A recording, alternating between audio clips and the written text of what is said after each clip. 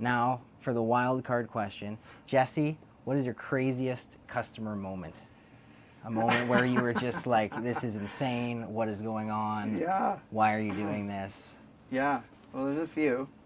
Oh gosh. I had one client who I was falling a little bit behind in my timeline. Yeah. Not even far behind, just a little bit.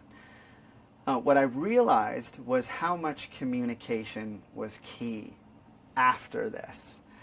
But I woke up one morning and she had sent me this massive email about, I don't even know what it was. It was some crazy stuff, and she was threatening to sue me.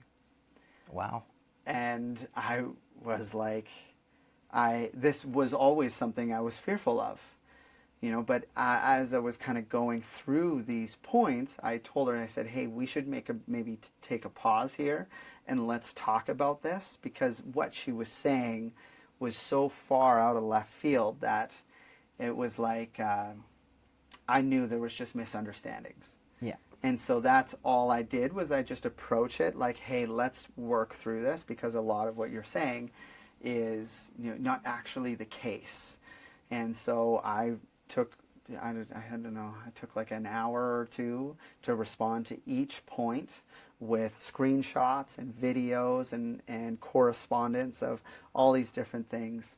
And eventually we got to this point where she loved her website, loved me by the end of it, and was also asking me if she could possibly be correspondence to clients, just to make that bridge of communication better. And I was like, thank you, but I will work on that. That's something I need to work on. So I came out of it in this way of like, gosh, that was a really eye-opening moment, that this is something very important to people, and I need to be better at this.